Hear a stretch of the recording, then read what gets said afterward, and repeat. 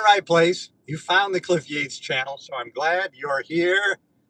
Hey, I'm on the way to the tennis club. I'll wait for a few more people to jump on here so that we have a nice group live. I like going live in the vertical mode on YouTube because I know it shows up in the shorts feed and I end up connecting with people who aren't already subscribed. So some new people. It's always fun to connect with new people. And of course, like most people who are creating content, you want to expand your area of influence.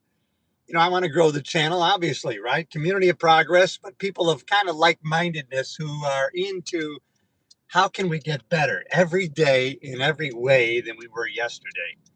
Hey, that's the mission that I have, not only for myself, but for other people. So if I can bring people up and together, hey, that's a mission that's worth living. That's a life on purpose. And I kind of got that mission from Arthur C. Brooks. He's a professor of happiness at Harvard. Thanks for checking in, everybody. You are in the right place. If you haven't already subscribed to the channel, it costs you nothing, but it tells the channel analytics that people are interacting with the channel, and they'll show it to more people who are interested in this kind of thing. Not necessarily motivation, but discipline, or really it's about just living by principles and values with intention and on purpose, right? How can we live a more joyful, happy life and get better in the process, achieve more? And you know what? We set goals to achieve, not for getting what we're after, but for what we're going to become in trying to achieve it. I think that's important. Jim Rohn, many years ago, a business strategist and philosopher, said, pick a goal of $1 million. Make $1 million in a year, not for the money, but for what you will have to become in attaining it. Because we have value with family, friends, and God already. But we get paid based on value that we bring to the marketplace. So if you earn $1 million, that's going to be a reflection of the value you bring to the marketplace. That's an important distinction. The value that we bring to the market. Hey, thanks for checking in. I'm glad you're here. Good morning. If you haven't already subscribed to the channel, do it. Don't hesitate. Take action. I did a podcast yesterday about don't be reasonable. Don't be reasonable and logical. Think stupid, crazy, outlandish goals. And believe me, when people start telling you, hey, you're not being reasonable, you're thinking outlandish, you're on the right track. Think about the Wright brothers, man. They were bicycle mechanics. And they wanted to create this flying machine. And they wanted to arrest the Wright brothers for being insane, for being crazy. And then when they finally got it off the ground, their first contraption, oh, hey, 12 seconds. What the hell is that? The naysayers, right? 12 seconds. But of course, the Wright brothers were like, hey, it's 12 seconds. And now we can fly around the world, go where we want to go, and do what we want to do. Oh, I got a crazy train here, and I am going to go another way because I already know how this is going to go. If you haven't already subscribed to the channel, everybody, you won't be disappointed. It's all good content, self-improvement, personal growth stuff. Glad you're here. What goes together with, you know what you want. You know what your desires are. And thank God, we're created to want things, but different things, right? You go to SeaWorld, someone's in the tank, they're riding the porpoises or the dolphins, they're riding the killer whales because that's what they want to do. I don't want to do that. People are climbing Mount Everest because they want to do that. We all want different things, which is really great how this works. You know what your desires are and what you want. There was a guy who wanted to climb Mount Everest. Believe me, family, friends said, you're crazy. You're not being logical. You're not being reasonable. But that's what he wanted to do. And he took action without the proper knowledge or wisdom to do it. So he tried it. He failed. He tried again. He failed, and then he did it. He kept adjusting. That's what he wanted to do. But, how do we get to the point where we take action of what we want? Right? How do we get self-confidence? We get self-confidence by doing something, right? Once we've done it, we realize, oh, I've done it. What I thought was going to be catastrophic, was going to be a lot of fear, didn't happen. Now I have self-confidence to do it again. So how do we start? How do we start initially? We know if we do it once, okay, now we have, our brain has a memory of doing it. And so we know we can do it again. But how do we get that initial self-confidence? Well, the brain is always trying to be the most efficient it can. So when you try to step out of that comfort zone and try something new, it tries to stop you. Hey, listen, you're alive. You didn't get killed. Stay where you're at. Stay in the cave. You're safe. So your brain is trying to be the most efficient way it possibly can to stay alive and use the most efficient way of operating, the less energy it can use to operate. So the brain likes to generalize, delete, and distort in helping us do that. So self-confidence, though, the reason why we go forward in trying something is because if we have certainty, the brain wants certainty. And when we've done it once, now we have certainty that we can do it and that we did it. So how do we get certainty? First of all, we've got to change how we think of the word self-confidence.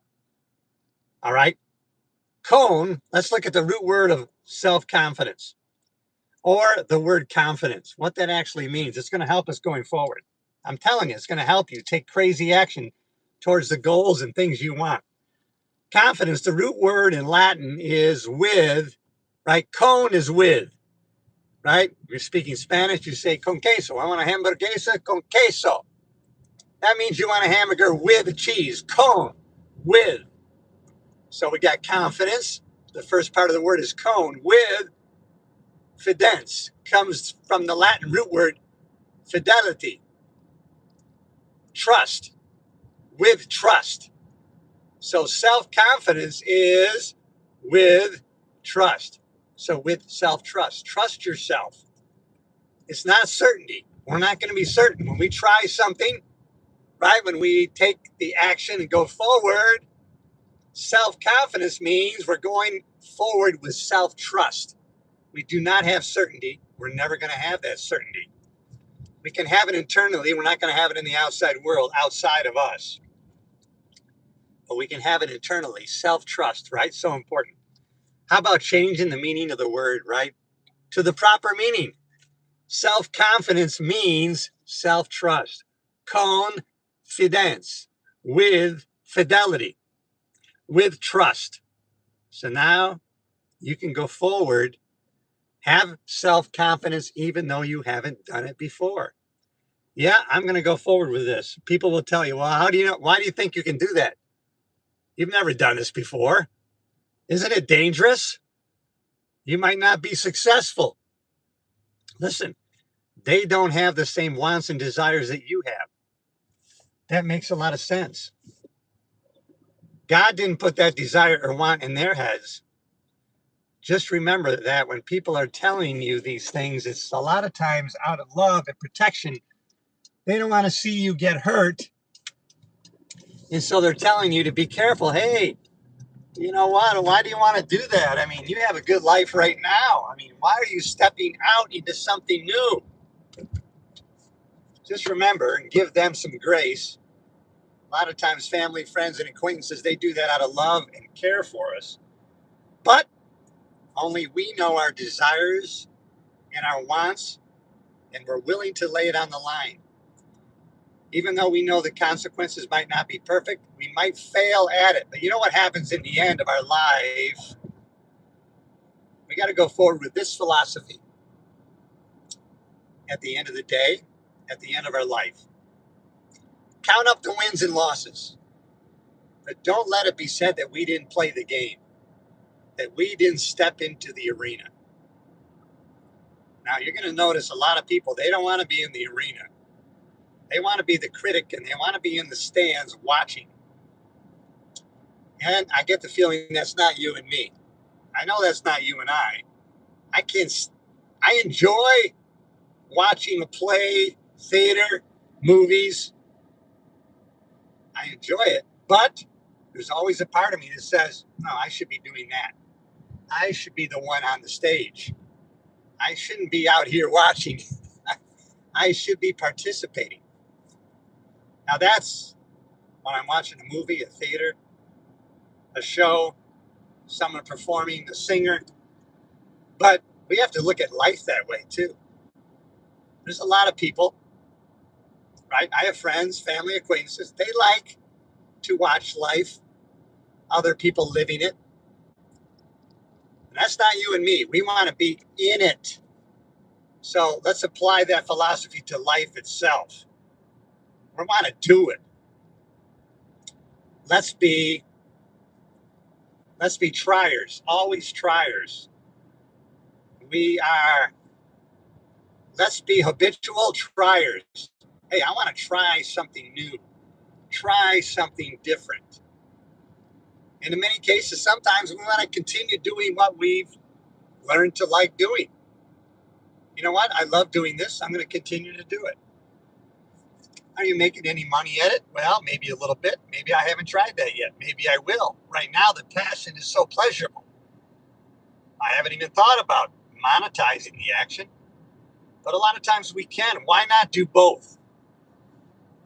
People try to separate that, right? You want to do this or do you want to be happy?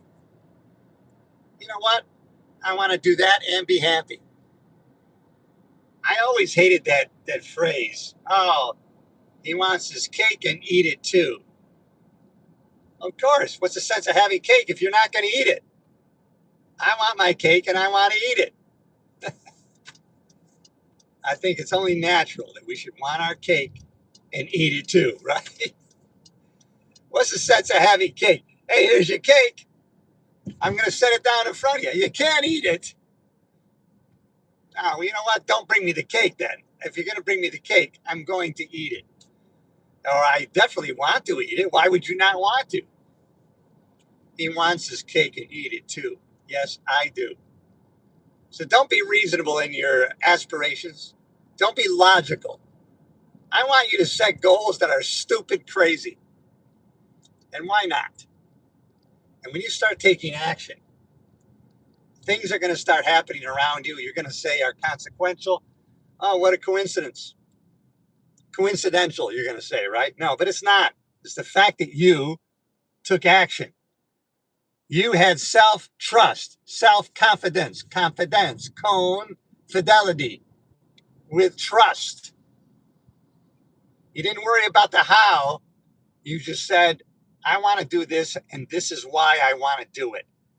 That's the most important thing is the why. Why do you want to do this? Because we're trading our life for our goals. We are actually trading our life. Would you trade your life for a car or a house on the beach? No, you wouldn't. But you will trade it for the why. Well, I want this because I know what I'm going to create with this in memories and connections with family and friends. I'm going to live in the hearts and minds of my family and friends for the rest of their lives, even when I'm gone. Come with that big why. I'm serving the world in my own way, right? I'm making a difference, right? When you take action like this, it's like getting up early in the morning, getting after it early. There's a saying that says, right, if you get up late, the world's going to affect you. If you get up early, you affect the world. It's a difference in philosophy, how we think, right? One philosophy says, Saturdays, why would I do that? Another philosophy says, I'm going to give more than I'm paid for. I'm going to do more than I'm paid for because I know about the law of compensation. I understand how that works. I plant that seed and it comes back tenfold. See, you plant an apple seed, you don't get an apple. You get an apple tree, full of apples. Next thing you know, you have an orchard. You have to remember about the law of compensation. What we plant is going to come back to us tenfold. That's why we're willing to do more than we're paid for. We're willing to go the extra mile. It's actually a biblical principle and value, going the extra mile. Back in the Roman days, if you came upon a Roman soldier and he had you carry his pack for him or his supplies, you were required by law to carry that for a mile. You know what Jesus said? He said, you know what? Go the extra mile. Go 2 miles. I'm required to go a mile. I'm going to go 2 miles. And we can do that today in our jobs, in serving our family and our friends. Oh, the maximum required is a mile. I'm going to do 2 because I know the law of compensation. We have to remember that we're not being cheated. No, we're employing a law. It's like the law of gravity. And once you understand it, you can use it. We need to understand these laws, right? There's a picture of a baby, a young baby, innocent baby, crawls out a balcony window, falls to its death. And everybody says, oh, that's not fair. The baby doesn't understand gravity. There's the lesson. Gravity doesn't care. It operates regardless. It's a law of gravity. Understanding has nothing to do with it. But if we understand the law of gravity, we can use it. And we can operate within it, and we can have it serve us if we have a little bit of understanding. It's like electricity, right? We use it. Sometimes we don't really have a good understanding of it, but we use electricity. We hit that light switch, and we use it because we have a past history and memory of how it lights up the damn room. Hey, how you doing, everybody? Good that you're here. All positivity, all personal growth stuff. And I just got inspired today on the way to the tennis court, really just to share some stuff I was looking at this morning from a great author about self-trust. And I was reminded, I did learn a while ago about self-confidence and about the word confidence, right? With fidelity, with trust. Our brain wants to try new things when we're certain, right? Well, I'll do it. Your brain says, hey, don't do that unless you know for sure. Well, we can never be sure. So we get caught in this conundrum. We don't take action because, well, it might not work out. Our mind shows us all the things that could go wrong. And then it picks one and focuses on that. And that cripples us. And so we don't take action. But if you lived a number of years, I'm sure you can think about some things that you've done in the past where you weren't certain.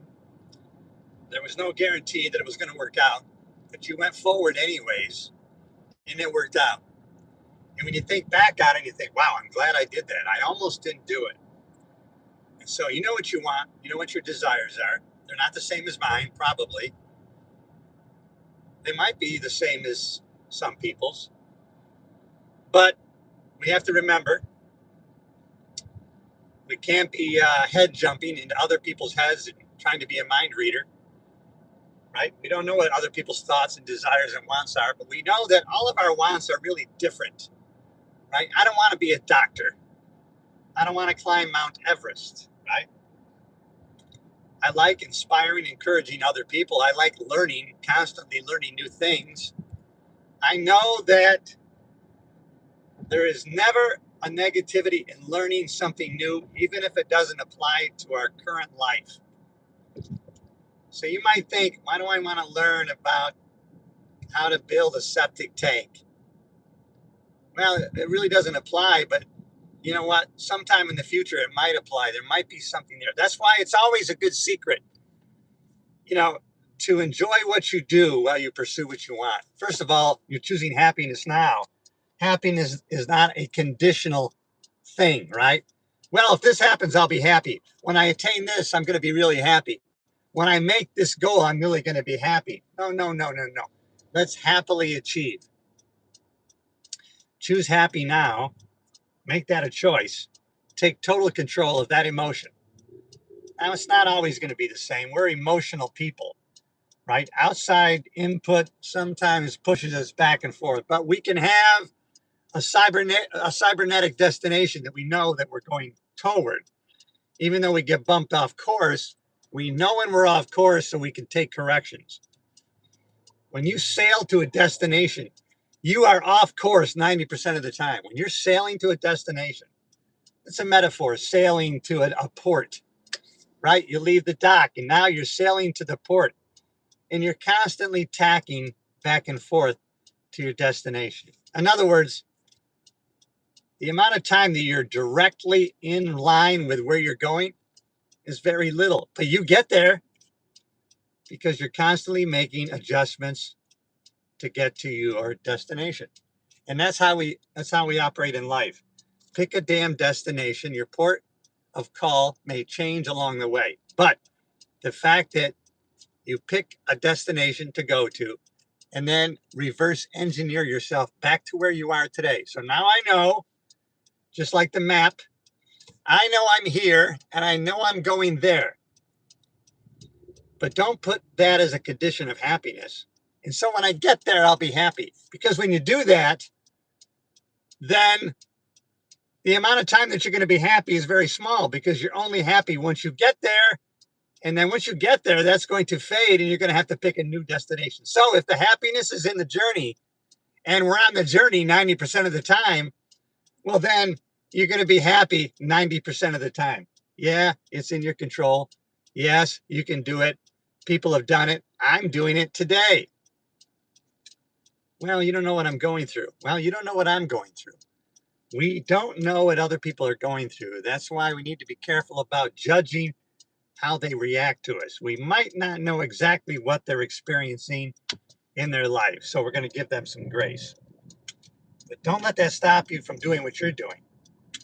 The fact that your kindness and your gratitude and your attitude is not reciprocated, don't let that affect you. You got to be unshakable, unstoppable. It's not easy to do, but I talked in the past about that paradox, right? Choose hard and your life becomes easier. If you choose the easy way, your life becomes harder.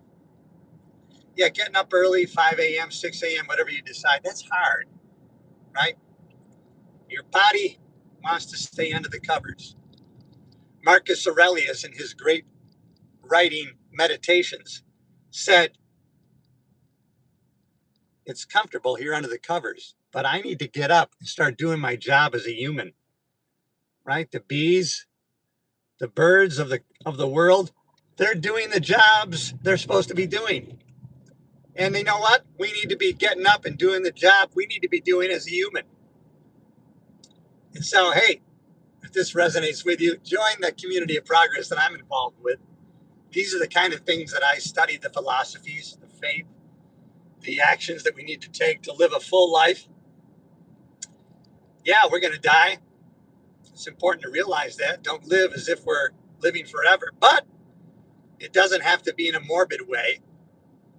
We can use that knowledge, the realization that we're going to die, to give ourselves and our life a sense of urgency, an attitude of gratitude, and to live our life more fully and joyful. And isn't that a great thing that we can choose to do?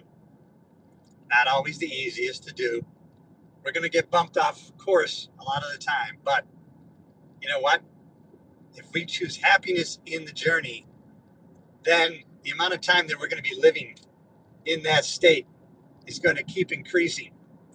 So a majority of the time, I'm going to be in the happy, motivated, energetic, vigorous state. Not always. That's impossible. There are times that I'm going to have waves of sadness, despair. That's the human condition, the human emotions that are going to affect us. And that's good. That means we're experiencing the full range of our emotions. And we're not blunting them with drugs or alcohol. Learn to live the full range of your emotions. Hey, guys, I'm a little bit late, so I got to get after it. If you haven't already, subscribe to the channel. I'm glad you're here. You're in the right place.